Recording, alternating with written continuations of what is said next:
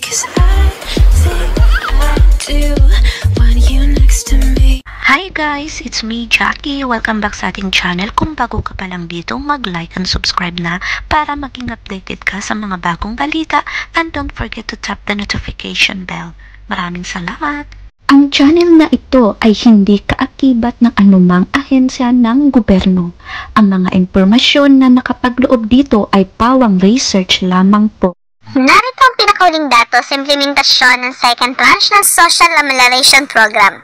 Batay sa datos kahapon, umabot na sa higit na 82.1 bilyon ang napamahagi ng DSWD sa higit na 13.70 milyon na pamilyang benepisyaryo ng SAP. Patuloy ang pamamahagi ng emergency subsidy sa mga benepisyaryo ng SAP kabilang ang mga waitlisted o karagdagang pamilya. Ayon sa pahayag ng DSWD, maaari nang simulan ang third tranche kung sakaling matapos na ang pamamahagi ng second tranche. Maaaring matapos na ang pamimigay ng ayuda ngayong ika-3 linggo ng Setyembre. Ang pamamahagi naman ng third tranche ng Social Amelioration Program ay maaaring magsimula ng third week ng September hanggang October. Ayon kay DSWD Secretary Pahe, piling-piling lugar na lang ang makakatanggap ng third wave ng ayuda. Ang maaaring makatanggap nito ay yung labis na naapektuhan ng pandemya. Tignan! Nakisa ang DSWD Field Office 5 sa serbisyo caravan sa Barangay Villa Aurora, San Antonio, Villa Belen, Binawagan at Tanawan, Kapalonga, Camarines Norte. Layunin ng aktibidad na ito na iparating sa komunidad ang programa at serbisyo ng iba't ibang ahensya at malaman kung ano ang hangarin ng bawat barangay upang mas mapabuti ang kalagayan ng mga mamamayan. Ang serbisyo caravan ay nagmula sa Department of Interior of Local Government at lokal na pamahalaan ng Kapalonga. Inumpisahan na ng DSWD Field Office 2 ang pamamahagi ng pangalawang semestre ng Social Pension Program sa mga benepisyaryo ng senior citizen. Inaasahan ng DSWD Field Office 2 na makumpleto ang pamamahagi ng 93 na munisipyo at syudad sa rehiyon bago matapos ang buwan ng Oktubre. Mga reason bakit ang iba ay hindi pa rin tinitext. Sino-sino ang mga hindi pa kabilang na kwalipikado sa SAP ESP. Ayon sa alituntunin na nilabas ng DSWD, ang mga sumusunod ay hindi kasama sa maaaring tumanggap ng ayuda sa ilalim ng SAP or ESP.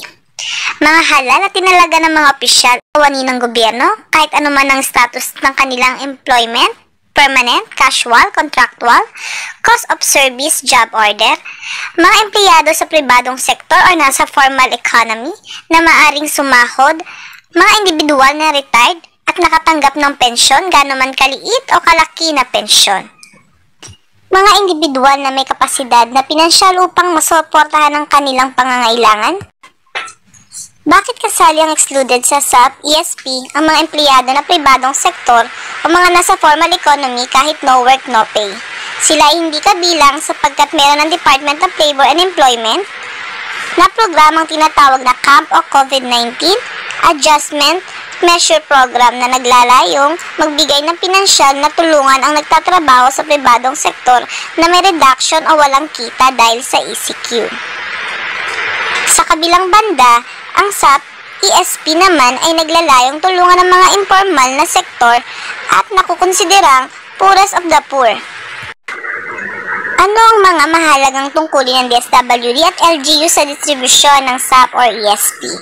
Ang LGU ang nagsasagawa ng distribusyon ng ayuda sa mga kwalipikadong low-income na pamilyang pinaka-apektado ng ECQ at ang mga DSWD ay magsusuri o magsasagawa ng tinatawag na validation sa loob ng 15 araw matapos ang pamamahagi ng ayuda ng LGU upang matiyak kung karapat-dapat ang nabigyan ng ayuda o higit sa isang beses na tumanggap ng tulong ang pamilyang nabigyan ng ayuda.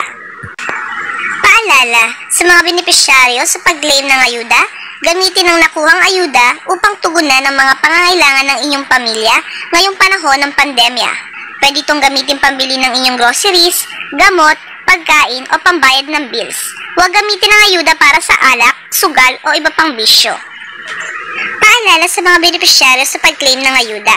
Hindi nyo kailangan i-cash out ang ayuda para magamit ito pambili o pambayad ng bills. Pumunta lang sa mga sumusunod na link. Walang agarang deadline sa pag-claim ng ayuda. Bawat benepisyary binibigyan ng 90 days mula sa araw na na-credit ang ayuda sa inyong FSP account para i-cash out ang ayuda. Paalala, i-claim at i-cash out ang ayuda sa loob ng 90 days mula sa araw na pagkatanggap ng text message na maaari ng ma-claim.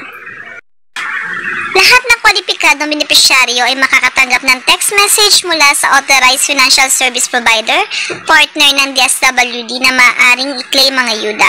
Pumunta sa partner outlets ng FSP sa petsa at oras na nakasaad sa text message. Iwasang pumunta o pumila bago ang petsa at oras na nakasaad. Mga step upang malaman kung ikaw ay kwalipikadong benepisyaryo ng SAP Second Tranche.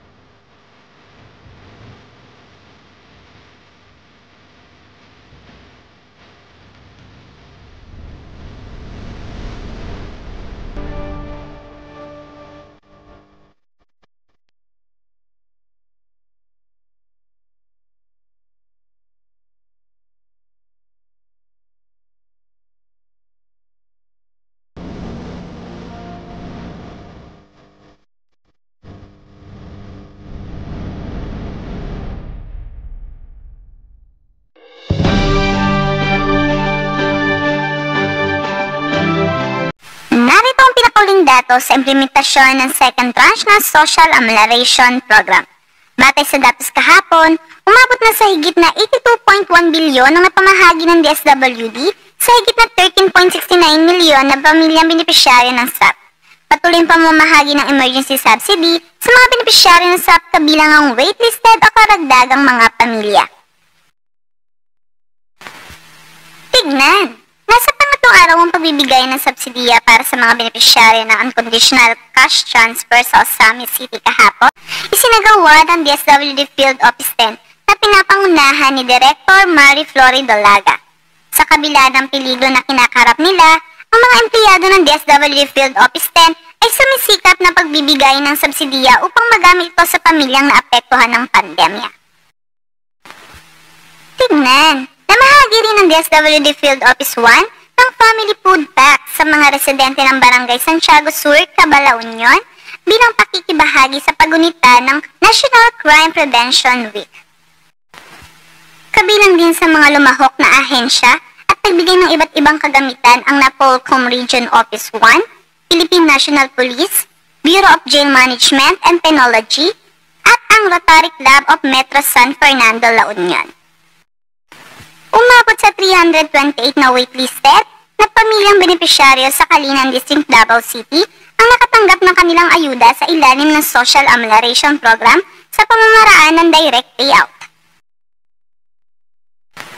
Patuloy rin ang pamamahagi ng DSWD Field Office 1 ng ayuda sa ilalim ng second tranche ng Social Amelioration Program sa iba't ibang lalawigan ng Pangasinan.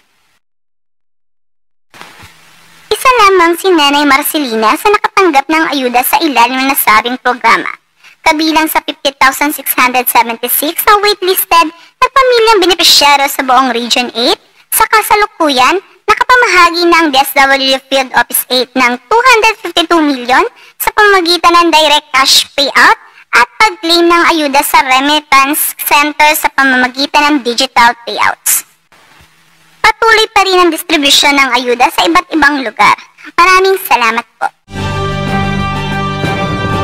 Please like and subscribe and don't forget to tap the notification bell para maging updated po kayo sa mga nagbabagang balita.